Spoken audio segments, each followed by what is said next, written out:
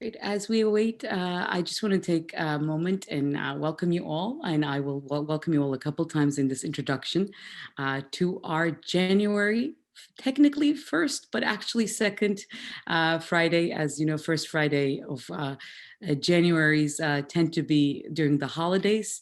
So because of that, our January first Fridays of our graduate program tends to be a second Friday. But normally, this event happens every first Friday of a month. Before I tell you what this event is and engage with all of you, I just want to take a moment and very briefly, I know that people are joining us, so I just want you to look around the room and say hi to each other before I will ask you to turn off your cameras in just 1 minute, with the exception of course, our panelists.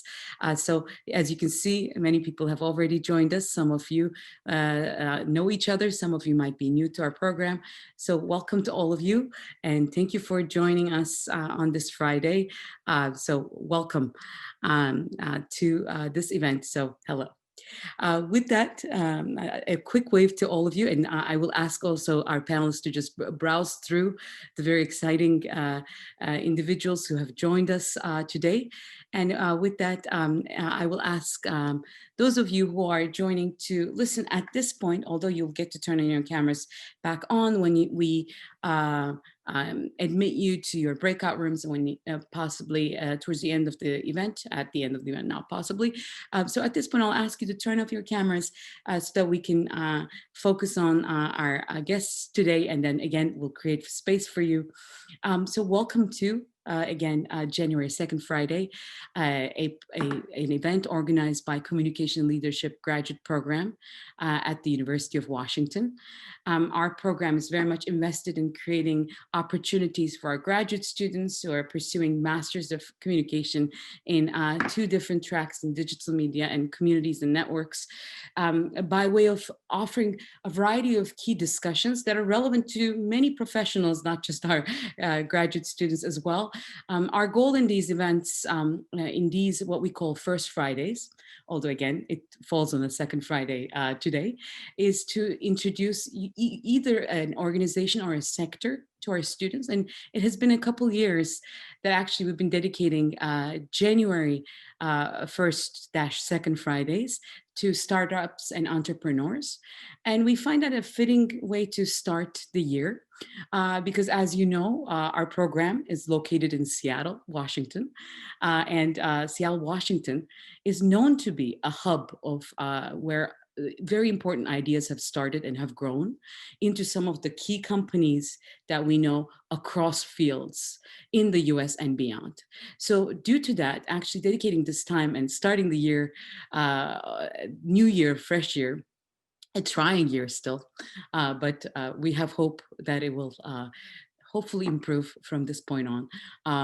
It's really important for us to start it in this space where we're exploring organizations and individuals who started their own ideas and their own spaces, their own organizations, and engage with them.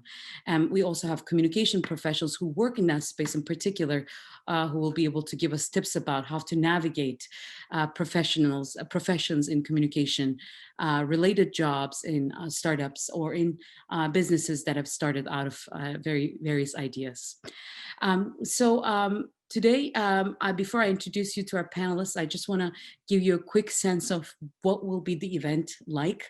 We are, of course, on Zoom, and we acknowledge that last year when we had this event, we were able to engage with all of you, again, our graduate students, alumni, faculty, and staff, and also many of you who are maybe not familiar with our program in a room. Actually, in the space of one of our speakers' organization last year at the Commotions Labs was the event last year, which is on the campus of UW. But even at Zoom, I think it will be a vibrant discussion. So we will start with a quick discussion. I will lead and ask some questions to our panelists. That will be followed by your questions, and Liao Zhao, who's our outreach coordinator, will facilitate that Q&A section. And at the last 20 minutes or so, we'll divide you.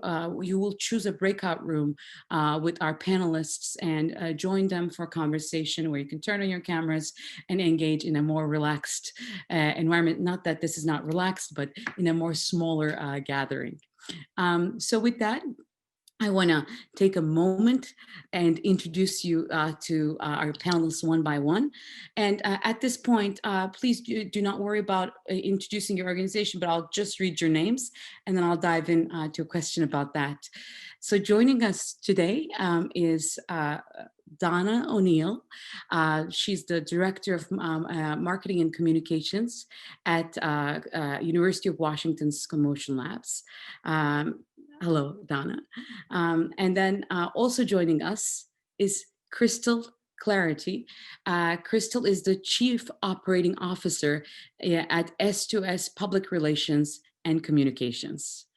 Also joining us is Ashley Jude. She's the Executive Vice President of Clients and Marketing at Lions Tigers.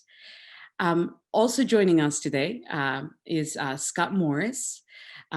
Cohort 15. Our cohorts are different kind of groups that our students start our program with. So our alumni, Scott Morris, who's the creative director at Waka Waka Studios. Also joining us is Jordan Malagrana, who's also an alumni of our program and also now a faculty at our program as well. So involved with all facets of our program. Jordan is the CEO and director at Block by Block Creative. So I just want to pause and thank you all for joining us today. And again, I will take just about 20-25 minutes of asking my own questions. But before I do so, I also want to encourage all our participants to use the chat function. Really, this is a vibrant space for you to connect with one another. So in the chat, I welcome you all to introduce yourselves as well. And I also told our guests to monitor the chat as well. So tell us your name. Tell us where you're joining from. If you're a student, tell us that. If you're not, tell us where you work or where you are. So your own preferred introduction to this space. So you could do that in the chat now that I've introduced the panelists. Also, a pause, let me introduce myself. I'm Ekin Yashin. I am the director of the Communication Leadership Graduate Program. I'm joined today by a number of members of our community, including, I mentioned Liao, but also Gretchen Ludwig, Associate Director of the program. So Gretchen, welcome. This is Gretchen's first Friday. And also I saw Heather Werkel, who is basically handling all sorts of our academic services, Assistant Director of our academic services, who is also joining us. So I'm just mentioning these people too. If you want to send private messages, you can send messages to all of us, but engage in chat and create community. So with that, I want to turn to the content of our program, to those of you who are joining us. So I just want to start with all of you, and I'll mention who I'll start with. I just want a few words. Imagine that no one in this room, although many might be familiar in some sense of your organization, could you share with us in a few words what your organization does, and maybe just a very brief story of your entity. So I'll start at the introductions with Donna. I'll start with you, Donna, because it's a really interesting space. So tell us about Commotion. Sure. So Commotion is we are the organization that supports the startups coming out of the UW, and we provide advice and acumen and guidance to researchers, faculty, students, and staff who are interested in bringing some of their innovations to market or to commercialize their innovations. And so we support them through services like training, funding of partnerships, incubation, and also at IP, intellectual property, advising, protection, and licensing. So that's kind of it in a nutshell. Thank you, Donna. And I'll move on to Crystal. Crystal, can you tell us a little bit about S2S? Sure, thank you. Yeah, so S2S Public Relations, S2S stands for Seed to Series or Series A to Series B. So we're a small communications agency that works primarily in the venture-backed startup space. We do have some clients that are not venture backed, but several of ours are. And we work with clients primarily in the Pacific Northwest in the biotech, life sciences, AI technology, future of work spaces. And we do everything from helping our clients figure out what their story is and build their brand, to building websites, to profile building, public relations, media relations, social media, and investor relations. So our goal really is to help amplify awareness of impact technologies to help startups typically get to the point where they're ready to be acquired. So helping them advance to the next stage. Thank you, Crystal. Ashley, what about lions and tigers? Is it lions and tigers, or is it lions plus and tigers? It's very Okay. confusing, yes, which is not great. It is lions and tigers. So lions and tigers is a marketing strategy and culture consultancy. We are focused on a couple of things, both for our clients and for our talent. One is that we're championing this future of work that's inclusive, high impact, and flexible, and really empowers super skilled people who often have to leave the workplace, like mothers and parents, to remain in the workforce. So when we look for a client, we're looking for someone with shared values who's open to opening their doors to build and maintain a more inclusive workforce, where often they see people drop out, and we need those people's minds at the table making big decisions with them. And so that's where we like to show up, right next to our clients. Thank you. And Scott, tell us about Waka Waka Studios. Yeah, thanks again. Awesome to be here and see everyone. Waka Waka Studios is a company that I run that is focused on video storytelling for clients. So we work with kind of startups. A number of our clients are startups. Some are nonprofits, some are brands or like larger companies, and really helping them tell stories through video about who they are, what they do, and the value that they bring. A quick story is kind of, and maybe some of y'all have heard this and maybe not, I'm not sure. It's a long time now that I was a student in CommLead, but the first class I took was a video class. And I had already video storytelling skills from being a documentary filmmaker. But I made a video about a street art project called Rainworks that kind of I showed it to my classmates in class, and then gave it to this group of guys who were doing this project. And a few days later, it was spread around the world and aired on CNN and the Weather Channel and all these random places, and shared by Nicki Minaj and Ashton Kutcher, and was kind of our taking off point was from a CommLead class. Well, wonderful to hear, Scott. And last but not least, Jordan, can you tell us a little bit about Block by Block Creative? Sure. Also really good to be here, Ken. Thanks for inviting me. Block by Block Creative is a creative communications company based in Seattle, Washington. We specialize in video and social media campaigns. We work exclusively with nonprofits and mission-driven organizations. Based in Seattle, but kind of work, at least in normal times, all around North America. And I guess a quick story for me, similar to Scott's. I had been working within nonprofits as a storyteller for many years, in a documentary company before that, and was doing so when I started at CommLead.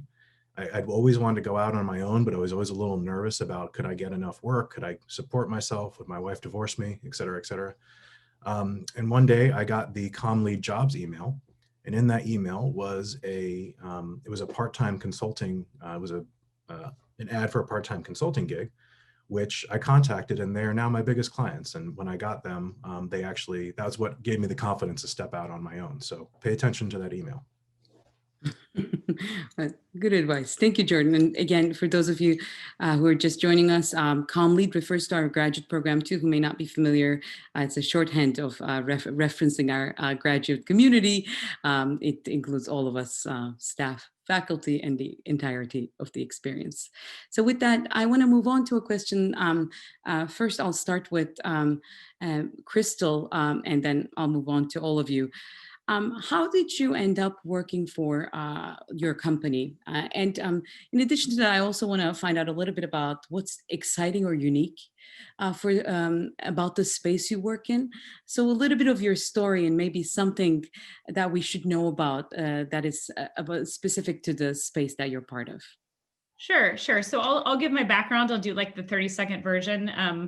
My degree is actually in broadcasting. So I went to school thinking I was going to be a broadcast journalist and spent the first 6 years of my career as a TV news reporter and then producer, most recently in Seattle, where I was an executive producer.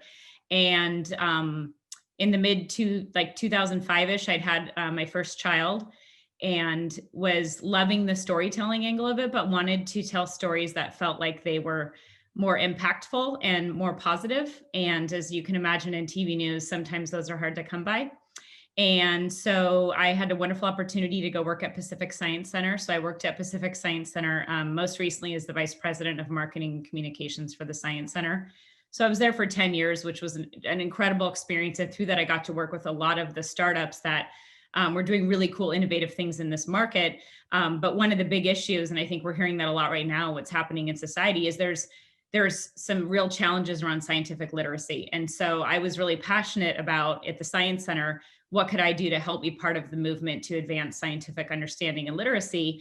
And so that kind of morphed into my next opportunity. After that, I left in 2014 and went to a tech startup in Seattle that was building mobile applications using location-based technology, which I knew nothing about. So I was there for a few years and then joined S2S PR about 2 or 3 years ago. And I think the thread that kind of weaves through all of that is I love telling stories. And I love being able to work with people that are really committed to doing good things. And if they can use technology to do it, it makes it that much more exciting. So hopefully that answers the question. I think what I love about it is I don't really like the flat learning curve. I like a steep learning curve. And when you're working with startups that are doing really cutting edge, amazing things with impact technology, every day is like going to school, a science or technology course. So there's my story. Thank you, Crystal. Ashley, what led you to Lions and Tigers? And can you tell us something exciting about working in your own space? Absolutely. So my journey to Lions and Tigers actually started at my last role, which was with Porch, just another Seattle-based startup that just recently IPO'd about a week ago. And I was at Porch for about 5.5 years, but that's where I met the founder of Lions and Tigers. We met about a year into my time there. At that time, the startup was in a growth phase. They'd received a significant round of fundraising and had taken on a new line of business. Our founder, Bria, was part of that new business and was unfortunately laid off at that time, which spurred her onto this path. We call it in distress because she was 7 months pregnant when she was laid off and looking for an opportunity to be hired. And it was very clear she was not hireable, even though no one wanted to say those words to her. She had a fantastic background in marketing and consulting and saw this opportunity to do this for herself to get through the time being. But through that process, the story of what she could do and be a parent and also care for her kids and pursue a career just became this incredible story, and she wanted to share it with more people. I ended up leaving Porch last December, and it was the right time for me to move on to a new challenge. Prior to joining Porch, I had founded 2 prior businesses myself, and I was naive and stepped out of college with a degree and felt like I could rule the world. So I started a couple of businesses, and it was an experience that led me to Porch. And then to do this again with Lions and Tigers, we started with about 30 team members at the beginning of last year when I joined, and finished the year with over 80. And that experience in the year of a pandemic and political and social wild times was really impactful for us to be able to just focus in on what we could do to impact those around us and grow businesses and create opportunities. And we're still getting to do that today. I was very excited to hear at the beginning of this call that we can share some of our open opportunities with this group, because we have some really great things out there right now. And as we continue through this year, we're just looking to continue to have that kind of impact for people. Great, everyone. Stay tuned. At the end, we'll share those very many ways. So plug in for the end of the program too. And I want to move on to Donna. Donna, how did you end up at Commotion? And can you share with us your career journey and what makes working at Commotion exciting? Yeah, well, my journey is a little bit different than some of the ones you've already heard. I started out majoring in English in college, never wanted to be a teacher, but wanted to do something in communications and marketing. I didn't know really what that was at the time. Started out on Wall Street, actually, back east, and found a communications role with an investment banking firm. Loved communication, didn't love investment banking. So I did that for 4 or 5 years and then decided to move to Seattle because I wanted to get into the high tech communications world. So I started working for Wagner Edstrom, which is now called We Communications, and I was there for 20 years. So as an agency, mostly supporting work from Microsoft and other high tech PR companies. And then 4 years ago, I just said I was ready for a new challenge and found this opportunity at Commotion and jumped all over it because it was super exciting. And I get to work with startups from all over UW, from all different fields. And it's just so exciting to see the impact that they're all making and getting to work with them. So I think that's the thing I love most about my job now. Great. So Jordan, I'll ask a slightly different question for you. So I know that you started your own venture after being engaged with organizations across the country. What was it like, that process of starting your own entity, your own creative endeavor, your own company? Can you share with us some exciting aspects of it and maybe some challenges of that process as well? It's a relatively massive question, Ken. Yeah, in 2 minutes, all of this now. I mean, I think the standard thing to say, of course, is that it's scary to go out on your own when you haven't really done that before. And I mean that just as you don't have the company that's going to hire you and provide the benefits and get the salary and all that kind of stability that comes with that. And yet it's even a little bit different than freelancing, which I did earlier in my career too, where it's just you as you going out into the world. When you start a company, you're really starting a separate entity, a separate identity. I think that's really important. I've worked for founders who have started organizations, and the organization and the person are really indistinguishable. And I think that often holds the ability to be creative back for a variety of reasons. I definitely did not want to do that. I did not want to, start the Jordan Show LLC. So it was really, deliberate in trying to do something a little different. And over the last couple of years, been able to bring more people onto my staff now, which is great. A bunch of different creatives with a lot of different talents. What's exciting is the massive variety of things we get to work on in the space that we're in. There's something that Crystal said earlier, I think that really resonated with me, is the idea of, we've joked even with my video editors about, like, you're ready for another master's degree as we start another project, because you really are coming into issues that you may have not much experience with before. So early on, it was decided that one of the things we offer nonprofits is we care and we learn very quickly. We want to know, we want to speak the language. We don't want you to have to explain all this stuff to us. We want to be speaking the language that you speak when we start. So that's really important. So the variety of things that we work on also, happen to reflect the interests of the people who work at the company, including me. So when I left the organization I was at a disability rights advocacy organization here in Seattle. So we continue to do a lot of work in the disability rights field and telling stories from that world of advocacy. And then we also, one of our clients is the International Space University in France, where we help them recruit students for their space studies programs from all over the world. So, massively different subject matters, but also, like, there's weird relationships with a lot of the issues that we work on that may not be immediately obvious. And so I enjoy kind of seeing those connections between a lot of the work that we do. Scott, I know that you already mentioned a little bit about how kind of the first steps were taken at our graduate program, it ignited the process. But I would like to hear more about kind of that the whole process itself, much like the question I asked to Jordan, what was exciting about that process, and what were maybe one challenge that you faced that you'd like to identify for the audience?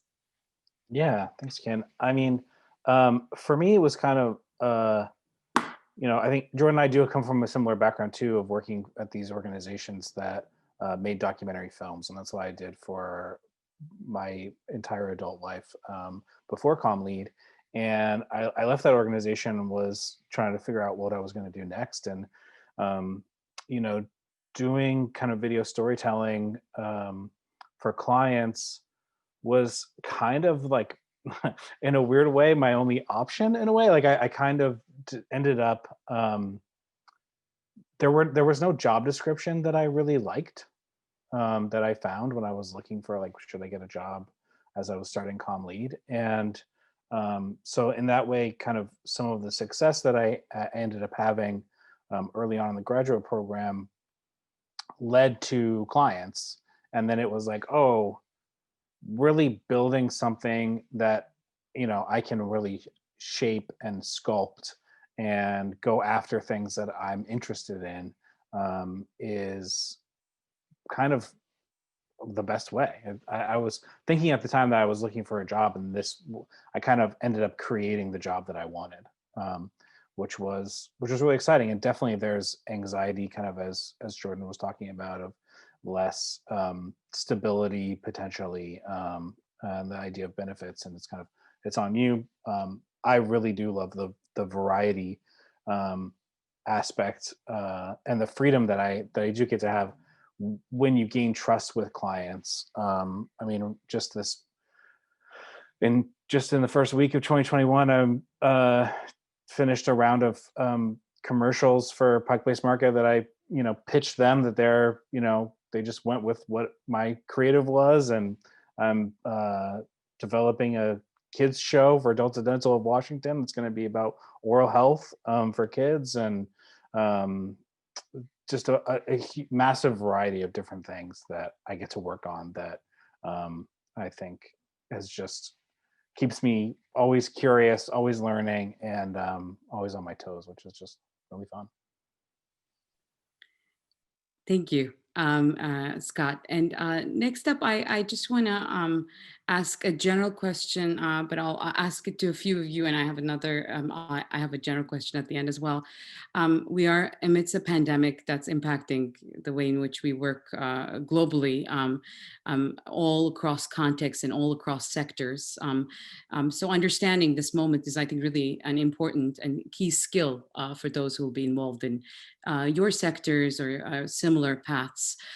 So could you share with me, and I'll start with Donna, if that's okay, one concrete way the pandemic has challenged your organization? I'm sure there are many, but for the purposes of time management, like one thing that you'd want to really mention. And then couple that with one opportunity that you would want to carry after the pandemic. So some practice or something that you realize maybe in this moment that you think is important to also continue after this hopefully moment ends very soon. Yes. So please. Yeah, I would say a couple things. We in the marketing communications team, we've been able to continue on with most of the things that we've been doing. So that's actually been a blessing.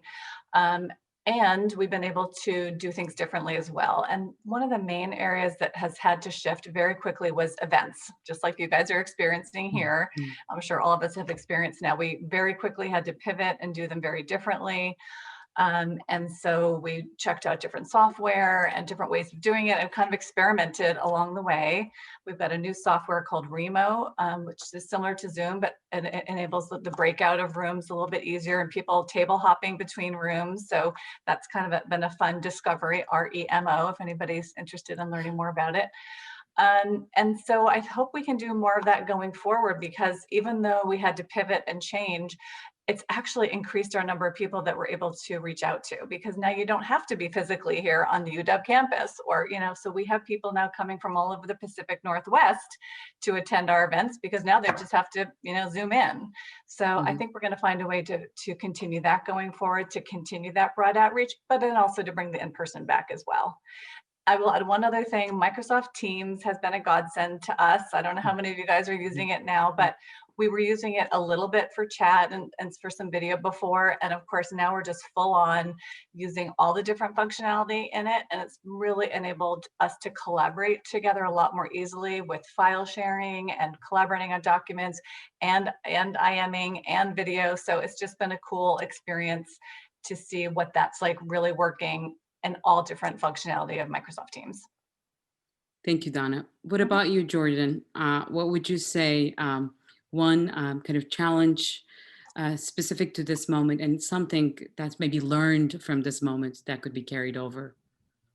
Sure. I mean, the obvious thing is, if you do video production, it's hard to go places and film people in the middle of a pandemic. We ended up doing that a bit this year with, wearing lots of PPE and staying far apart and staying outside for things related to the election. So they had to be filmed this year. But generally what it made you do is it's just another creative challenge. Like, okay, we still need to tell stories. How are we going to do it? So in my case, that client I mentioned earlier is the International Boreal Conservation Campaign, which operates mostly in Canada. It's a conservation campaign focused on First Nations-led conservation. And so we have people that we work with already in kind of far-flung communities that it's difficult to travel to even when there's not a pandemic. During the pandemic, they shut their doors entirely. Some of them are fly-in communities or boating communities, and they just didn't let anybody in for very good reasons. So we had already started a project of sending equipment and training people in those communities to start doing video storytelling locally. We had done that before the pandemic. During the pandemic, it became all of a sudden a campaign priority to do that. And so we were able to expand that program fivefold. And so we have storytellers now from coast to coast doing that kind of thing. The videos have already gone out onto social media. And it's enormously important for, a whole host of reasons I don't need to go into here, but it's part of our practice to try to hand over the tools of storytelling to the people that we're working with. And it literally happened in this case. And maybe I could have made that happen outside the pandemic, but the forcing everybody to kind of look around and see what kind of stories they can do around them really, really helped with that. So I hope that has taught everyone that we work with that this is valuable, possible, creative, and a great solution to some of the advocacy things we want to do over the next several years. Scott, I know that you work in a similar space, so I'd love to hear from you next about your own experience navigating this moment, and again, some things you want to share that you might want to continue doing after the pandemic. Yeah, definitely. I think one of when everything first started last March, April, tons of projects were just stopped, or shut down or postponed indefinitely, type of thing, which was tough. But I think there was an aspect to, I think something that we learn and we focus on in CommLead is, story is king, and you can tell a great story regardless of kind of, like your production values are separate. One of the things that I would say, pre-pandemic too is, you can have something that looks beautiful and is super boring and no one will care. And you can have something that's filmed by a 5-year-old on a, flip phone and can be the most compelling thing that takes over the world, that we all watch and care about. And so I think there was that thing where you could say that, but people didn't always quite, like it didn't sink in totally, that there are opportunities to do things that are kind of out of the box, and then all of a sudden we're forced to do that, and we have to kind of like make the most of what we have. And I think that there can be some really fun, there have been some really fun examples. I mean, for me, I'm an alumni fellow this year, and we had to do a video for orientation, and I just turned to my fellow fellows and said, let's do something fun. Let's show our personality. I just asked them all to film some stuff of themselves and gave them a couple prompts, and they all sent me like the greatest, most hilarious and wonderful things, that we were able to put together in a video. And so, yeah, it created some new opportunities that I think will continue. And I hope, that kind of reframes some things in a way that I think is exciting. Great. Thank you, Scott. Crystal, what about you? What have you, how did this moment impacted your own organization and maybe a lesson learned? Sure. Well, so, I mean, I think the world of startups is inherently quite volatile anyway. So when the pandemic first hit, we unfortunately did lose a few of our clients because a lot of them do depend on events for fundraising. But we also picked up a few new clients, which was pleasantly surprising and exciting. And I think the common thread through our new clients is that they're all working in spaces that are extremely relevant, not only right now amidst a pandemic. So whether it's, remote work, future of work, telehealth, education technologies, things like that. So there's certainly a lot of new and exciting opportunities that are emerging as part of the pandemic that we're learning from. I think a big thing that we learned is that going into the pandemic, we were pretty focused on only taking on clients that were Seattle based, or at least we didn't want to go further than say Portland, because we really valued face-to-face time.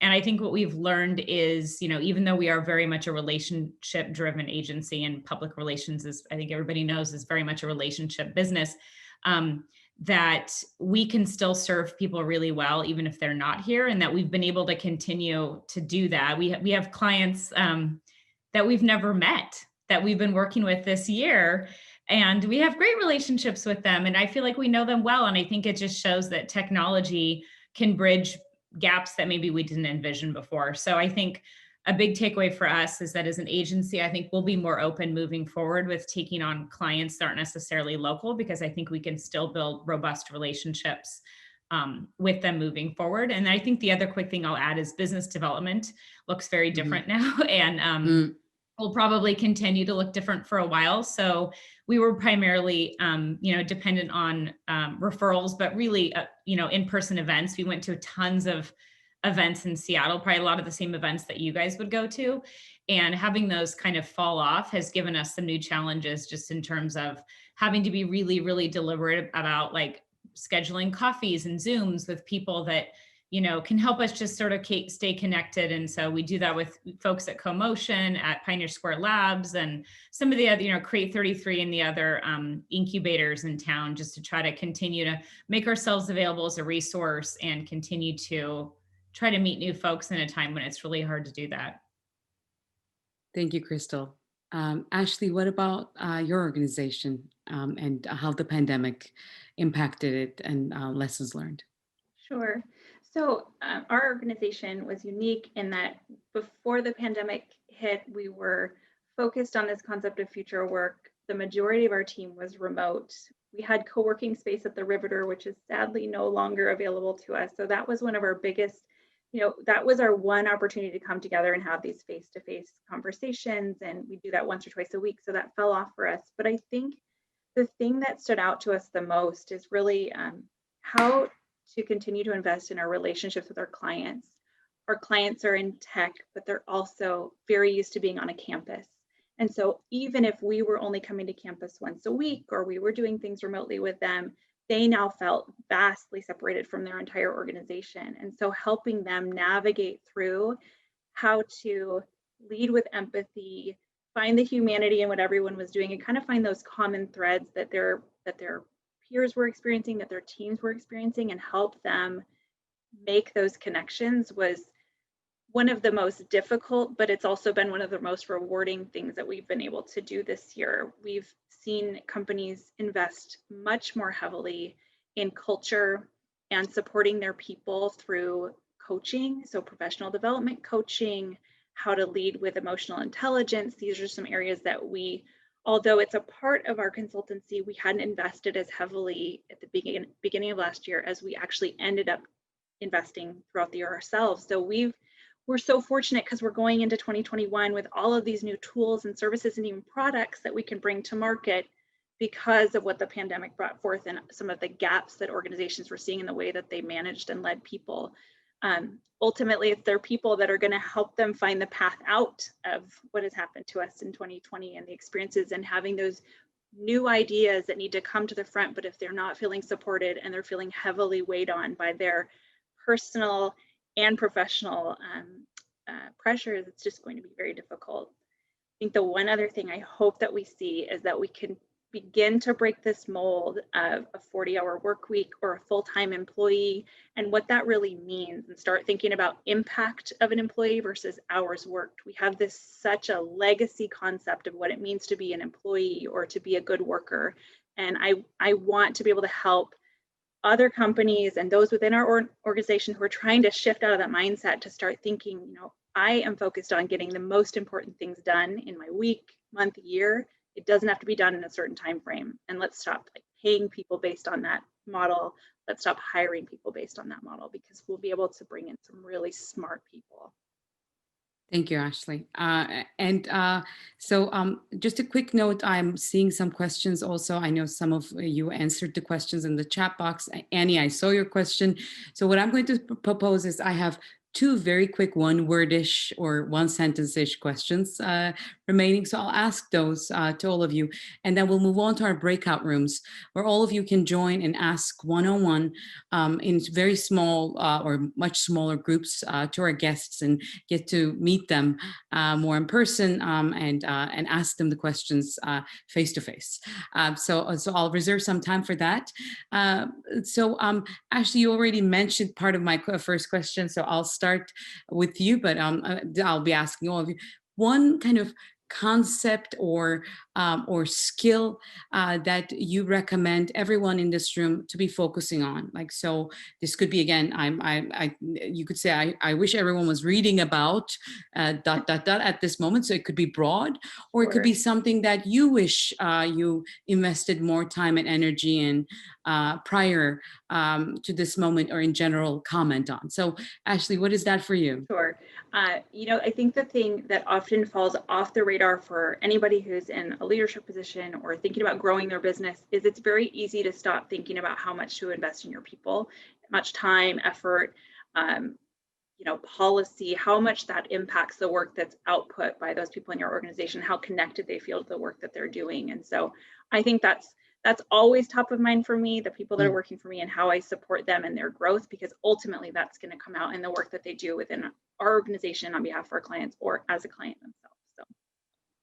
Thank you, Ashley. What about, I'll turn to Crystal. Crystal, what's that one thing that you'd like to highlight for the audience? I would say, I'll go two, but I'll be fast. Empathy and agility. I think it's critical right now and always as a communications professional to bring tremendous empathy and listening to your not only your clients, but encouraging them to be empathetic and good listeners of the people that they're trying to serve. So I would say that those are my two big ones. And then seeking clarity, being clear, finding ways to be as clear with your communication as possible. What about you, Jordan? I wish I had more time to think about this, but I think the important thing for everyone, especially in my field, but really affects everyone, is to just stay curious. Curiosity is maybe the most important aspect of anyone doing this work. And that's true when you're investigating the work that's in front of you, but in between. You know, I have a bad habit of, you know, making hundreds of videos a year, but only watching, you know, 5 or 6 of somebody else's. And that's very stupid. That should be a little bit more a part of my life, to learn and to be inspired by, and not just videos, all kinds of art and creation. So reminding yourself to refresh is incredibly important, and to use that opportunity to go way outside of what you would normally watch kind of casually. So yeah, curiosity. That's my answer. Thank you. Thank you, Jordan. And Scott, a skill or a topic that you want to highlight for the audience that you think they should be thinking about to succeed in your field, but also more general, something that's maybe on your mind. Yeah, I actually wrote down when you first asked the question, I don't know if you can see this here, but it says curiosity. So the same as Jordan's. And I think the for me, I'm going to stick with mine, even though Jordan used that too. Which for me, it's one of the things that was such a huge benefit for me when I was in grad school at ComLead was being curious about my classmates, my community, the work that people were doing, and it helped create relationships that remain, 5 years later, and has been really helpful in terms of the work as well, because when we approach things with a curious mindset, it really, and I think kind of in Annie's question that she has in there too about how do you kind of stay creative. Sometimes we kind of get locked into here's how we should tell a story, here's how we should do a certain thing, or and I think when we remain curious and open, it allows us to in many ways be more creative as well. Last but not least, Donna, what's your topic skill? I'm going to go with writing skills. It might seem kind of obvious, but one thing I've learned over the years is that I kind of took it for granted because I was an English major and I wrote a ton of papers. But as you go through your career, you see that like not everybody is a good writer. And really much of what we do in marketing communications, writing is the core of it, whether it's social media, writing scripts, talking points for your executive, press releases, blog posts. It's all writing, and it's all different kinds of writing. But I would argue if you really focus on those writing skills, learn different types of writing skills so that you can apply them differently, it could make you very valuable. Thank you, Donna. And I know that, so as we're now, I'm going to, in just 1 minute, turn it over to Liao to share with you information about our upcoming events. And you will also see an invitation for our breakout groups. You will create individual breakout groups with each of these guests so that you can kind of ask more questions in an intimate setting for 15 minutes or so at the very end. But I know that Ashley shared some job opportunities. I just wanted to turn to our guests and see if anyone else is hiring at this moment or have opportunities for engagement of any kind. I can go Crystal. first. We don't have any positions open right now, but we are planning to hire at least 1 or 2 more people this year.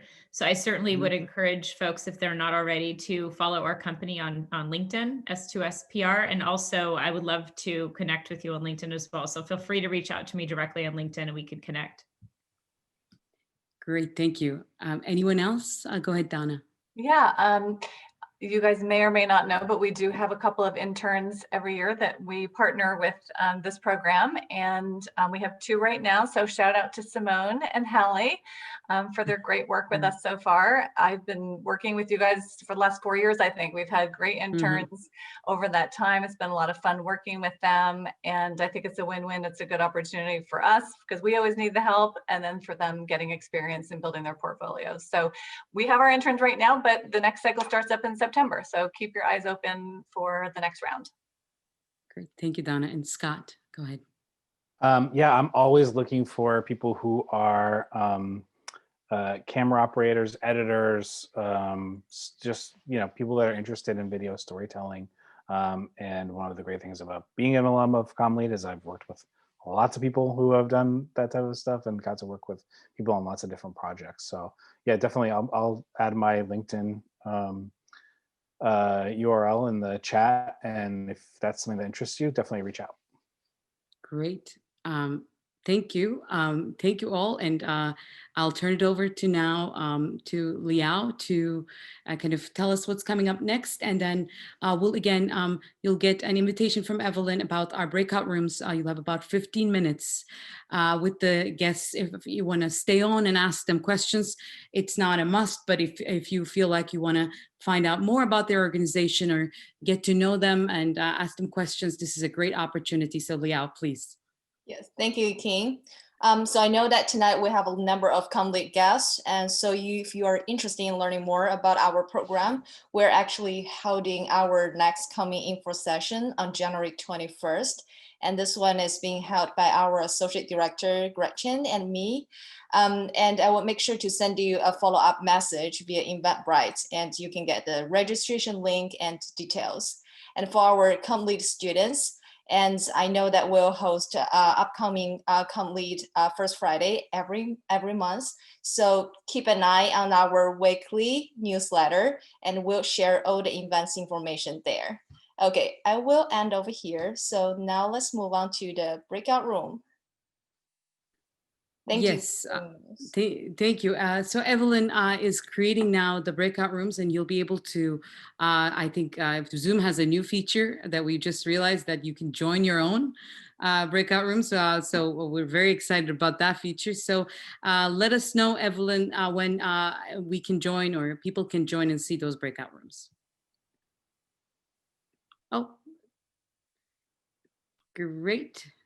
So I think you can see that there are breakout rooms, and Evelyn, can everyone join on their own? Yes, that's correct. Great. So if you go into the breakout room section, you can now join to a breakout room with one of our panelists today, continue asking them questions. If you don't have any more questions, thank you for joining us today and for being a part of this event. So again, you can join now to our breakout rooms. They're listed by the company and our panelists' names. So feel free to join them. And our panelists also might have received an invitation in the breakout room section to join those. So thank you again for joining us, and feel free to move on to whichever room you'd like with one of our panelists and ask them questions. Thank you all.